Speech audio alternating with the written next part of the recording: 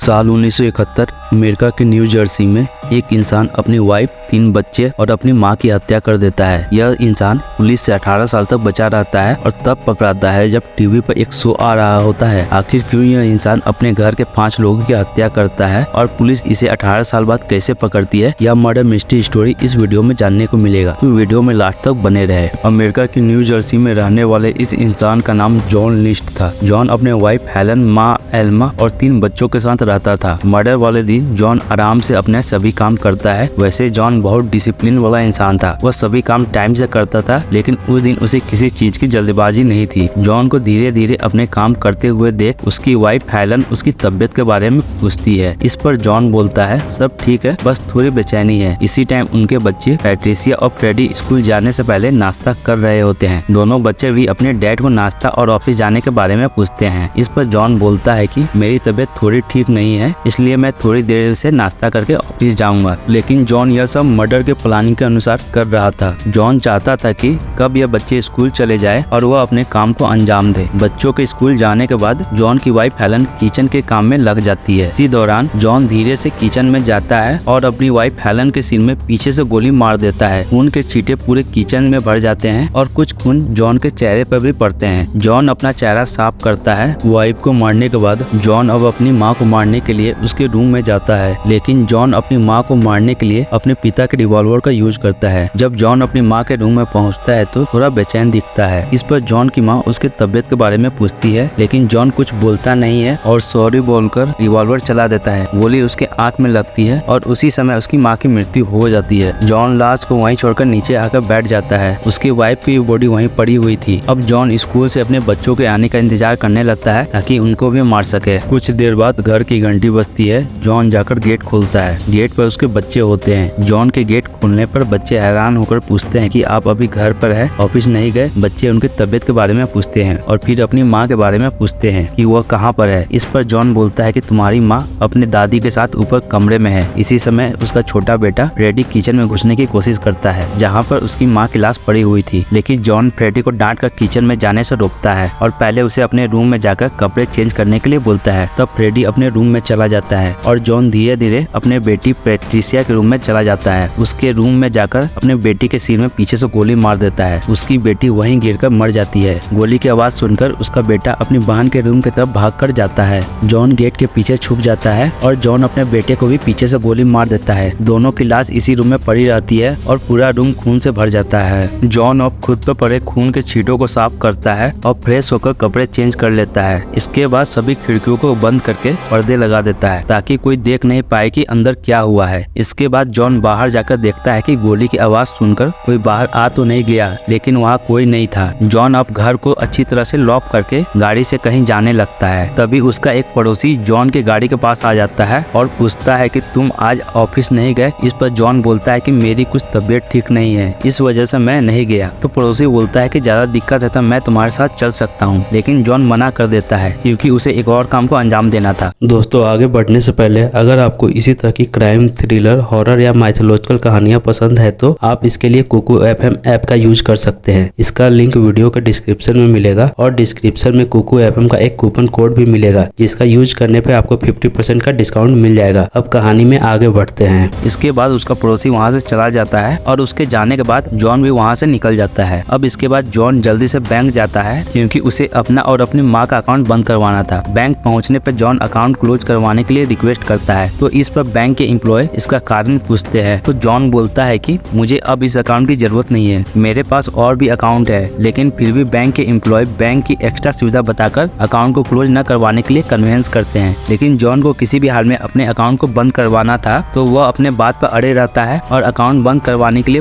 Form भरकर application दे देता है। अब जॉन को अपना आखिरी मर्डर अपने बड़े बेटे का करना था, जो कि इस समय अपने हाई स्कूल में सॉकर मैच खेल रहा होता है। इसलिए जॉन अपने बड़े बेटे के स्कूल चला जाता है ताकि उसे स्कूल से घर लाकर मार सके। जॉन स्कूल के फील्ड में जाता है जहाँ पर उसका बड़ा बेटा सॉकर मैच खेल रहा होता है। जॉन मैच के बीच बीच में अपने बेटे को चीयर भी करता है। सॉकर मैच खत्म होने के बाद जॉन अपने बेटे को गाड़ी से लेकर घर की तरफ चल देता है। रास्ते में उसका बेटा भी अपने डैड से ऑफिस न जाने के बारे में पूछता है, तो इस पर जॉन बोलता है कि उसकी तबीयत ठीक नहीं है, इसलिए वो आज ऑफिस नहीं गया। कुछ समय बाद दोनों घर पहुँचते हैं। घर पहुँचने पर उसका बेटा अपनी माँ को बार बार आवाज लगाता है। है। उसकी माँ कहीं दिखाई नहीं देती है तो वह किचन की तरफ जाने लगता है। तभी उसके पीछे जॉन आकर बंदूक लेकर खड़ा हो जाता है और अपने बेटे को आवाज लगाता है। जब उसका बेटा पलट कर देखता है तो वो डर जाता है और पूछता है कि डैडी आप यह क्या कर रहे हैं। तो इस पर जॉन बिना कुछ बोले गोली चला देता है, लेकिन उसका बेटा थोड़ा झुक जाता है और गोली उसको नहीं लगती। फिर वो अपने आप को बचाने के लिए इधर उधर भागने लगता है। वो अपने डैड से भी पूछता है कि आखिर वो ऐसा क्यों कर रहे हैं। इसी बीच वह जॉन से बंदूक छीनने की कोशिश भी करता है, लेकिन इसी हाथापाई के दौरान जॉन कई गोली चलाता है जो कि उसके बेटे को लगती है और वो मर जाता है। इस तरह जॉन अपने घर के सभी सदस्यों, माँ, वाइफ और अपने 3 बच्चे को मार देता है। सभी लाशों को वह घर के हॉल में लाकर रख देता है, सिवाय अपनी माँ की बॉडी को छोड़कर उसे छत के रूम पर रख देता है। फिर जॉन हॉल में आता है और चारों लाशों को एक स्लीपिंग बैग में रखकर चैन लगा देता है। सिर्फ चारों लाशों का चेहरा खुला रखता है। इसके बाद जॉन पूरे घर को अच्छी तरीके से ब्लीच से साफ करता है। जहाँ जहाँ घर में खून लगे हुए थे सबको मिटा देता है। फिर जॉन घर में जो भी फोटोग्राफ्स होते हैं उन सब में से अपना फोटो काट के अलग कर लेता है। जॉन इन सब कटे हुए फोटो और खून लगे हुए कपड़ों को जला देता है। जॉन सभी तरह के सबूत मिटाने की कोशिश करता है ताकि पुलिस उसे पकड़ ना पाए। घर से निकलते टाइम म्यूजिक और लाइट ऑन करके पूरे घर में परफ्यूम मार देता है ताकि लाश सड़ने की बदबू किसी को पता ना चले। इसके बाद जॉन अपना सामान समेटता है, बैग पैक करता है, घर में ताला मारता है और गाड़ी लेकर निकल जाता है। अब जॉन किसी दूसरे छोटे शहर में जाकर नाम बदल कर रहने लगता है। इधर जॉन के घर के बगल में एक पड़ोसी बराबर नोटिस करता है कि उसके घर की लाइट और म्यूजिक हमेशा चल रही है, जबकि घर बंद है और घर में किसी का आना जाना भी नहीं है। उस पड़ोसी को यह सब कुछ अजीब लगता है। वह जानने की कोशिश करता है, इसलिए वह पड़ोसी खिड़की से झांक कर देखने की कोशिश करता है, लेकिन खिड़कियों पर पर्दा लगे होने की वजह से कुछ दिखाई नहीं देता। वह पड़ोसी घर के पीछे की तरफ चला जाता है जहाँ पर एक खिड़की खुली मिलती है। वह अंदर झांक कर देखने की कोशिश करने ही वाला था कि तभी वहाँ पुलिस आ जाती है और पूछती है कि तुम दूसरे के घर में क्या झांक कर देख रहे हो। तो वह पड़ोसी सारी बात बता देता है। तो इस पर पुलिस को भी कुछ अजीब लगता है। तो पुलिस खिड़की के सहारे अंदर घर में घुसती है। घर का माहौल बहुत अजीब रहता है। पुलिस घर में घुसने के बाद पहले म्यूजिक बंद करती है। एक पुलिस जब घर के हॉल में पहुंचती है तो उसके होश उड़ जाते हैं। वहाँ पर 4 लाश स्लीपिंग बैग में पड़े हुए थे। जब एक पुलिस छत पर जाता है तो वहाँ भी एक लाश मिलती है। अब पुलिस वाले डिपार्टमेंट में कॉल करके एम्बुलेंस और फोरेंसिक टीम को बुला लेते हैं और साथ में इन्वेस्टिगेशन ऑफिसर भी आते हैं। यह लोग घर की जांच करने लगते हैं और सबूत इकट्ठा करने लगते हैं। जांच के दौरान ऑफिसर उसके पड़ोसी से पूछते हैं कि यह घर किसका है, तो वह पड़ोसी बताता है कि यह घर जॉन लिस्ट नाम का व्यक्ति का है और वह इस समय घर से गायब है। तो इस पर ऑफिसर को जॉन लिस्ट पर शक होता है। तभी कुछ पुलिस वाले घर में मिले सबूत के तौर पर कुछ कटे हुए फोटोग्राफ और हाथ से लिखे हुए लेटर को लेकर आते हैं। इन कटे हुए फोटोग्राफ में जॉन लिस्ट की फोटो नहीं थी और इन लेटर में हत्या में इस्तेमाल किया गया हथियार कहाँ रखा गया है यह लिखा हुआ था और इसमें एक लेटर बगल के चर्च के पादरी के नाम से था।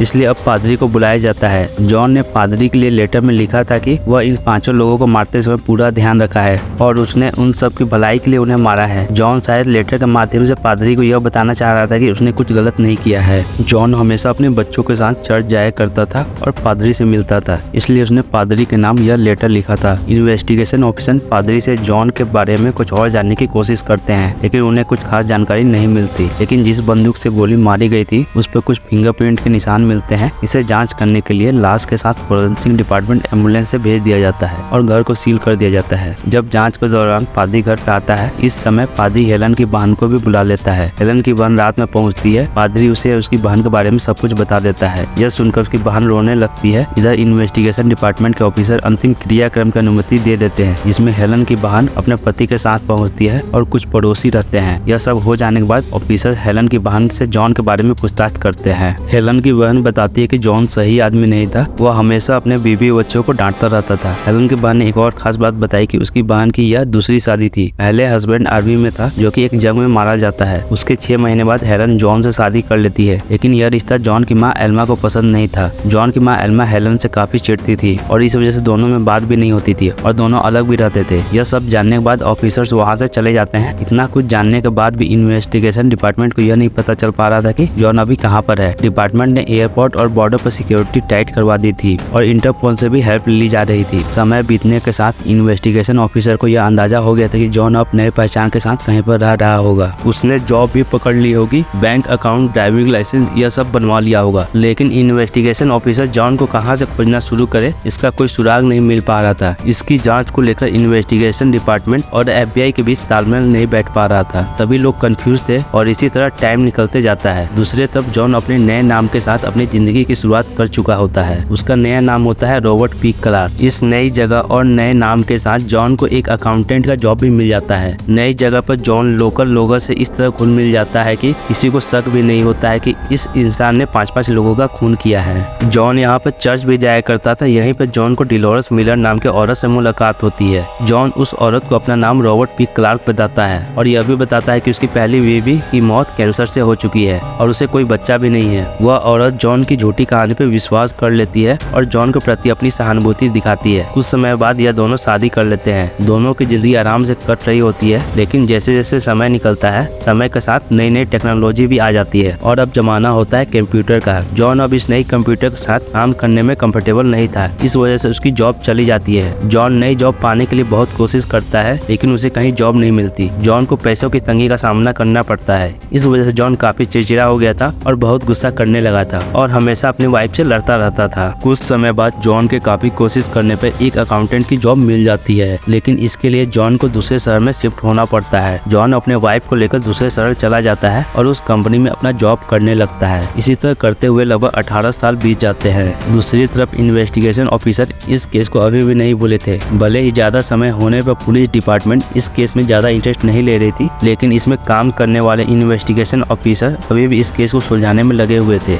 इसी समय टीवी पर अमेरिका मोस्ट वांटेड शो आया करता था। इस टीवी शो में साइको किलर मर्डर मिस्ट्री के बारे में दिखाया जाता है और इस टीवी शो में जॉन लिस्ट फैमिली के मर्डर मिस्ट्री को भी दिखाया जाता है कि कैसे जॉन लिस्ट नाम का व्यक्ति अपने पूरे फैमिली का मर्डर करके रातों रात गायब हो जाता है और पुलिस जॉन लिस्ट नाम के व्यक्ति को आज तक पकड़ नहीं पाई है। इस टीवी शो में जॉन लिस्ट का चेहरा 18 साल बाद कैसा दिखता होगा यह भी दिखाया जाता है। यह टीवी शो अमेरिका में बहुत ज्यादा फेमस था, इसलिए बहुत सारे लोग इसे देखते भी थे। जब इस टीवी शो में जॉन लिस्ट का चेहरा दिखाया जाता है, इसी आधार पर एक व्यक्ति इन्वेस्टिगेशन डिपार्टमेंट में कॉल करके बोलता है कि इस चेहरे से मिलता जुलता आदमी उसके पड़ोस में रहता है। इस टिप के मिलने से इन्वेस्टिगेशन डिपार्टमेंट तुरंत हरकत में आ जाती है और जॉन लिस्ट को उस शहर में जाकर अरेस्ट कर लिया जाता है, जहां पर वह रॉबर्ट पी क्लार्क के पहचान के साथ रह रहा था। लेकिन जॉन लिस्ट अपने आप को जॉन मानने से इनकार कर देता है। वह बोलता है कि मैं रॉबर्ट पी क्लार्क हूँ, आप चाहे तो मेरा आईडी चेक कर सकते हैं। ऑफिसर उसे बहुत कड़ाई से बोलते हैं कि स्वीकार कर लो कि तुम ही जॉन लिस्ट हो, अब बचने का कोई फायदा नहीं है, तुम्हारे खिलाफ हमारे पास बहुत ठोस सबूत है। इसके बावजूद भी जॉन लिस्ट अपने आप को रॉबर्ट पी क्लार्क ही बताता है। तब ऑफिसर जॉन लिस्ट का फिंगरप्रिंट का मैच उस रिवॉल्वर पर मिले फिंगरप्रिंट से करते हैं, जिसका इस्तेमाल जॉन लिस्ट अपने फैमिली मेंबर को मारने में किया था, जो कि मैच कर जाते हैं। साथ ही इसके फिंगरप्रिंट 18 साल पहले घर में मिले फिंगरप्रिंट से भी मैच कर जाते हैं। अब जॉन लिस्ट के पास बचने का कोई उपाय नहीं था और उसे लग गया था कि अब झूठ बोलने से कोई फायदा नहीं है। आखिरकार वो स्वीकार कर लेता है कि वही जॉन लिस्ट है और उसी ने घर के सभी लोगों की हत्या की है। जॉन लिस्ट के जुर्म कबूलने के बाद पुलिस उसे कोर्ट में पेश करती है और कोर्ट में जॉन से पूछा जाता है कि आखिर उसने यह हत्या क्यों की, तो जॉन बताता है कि साल 1971 उसका सबसे खराब टाइम था, क्योंकि उस साल उसकी जॉब चली गई थी,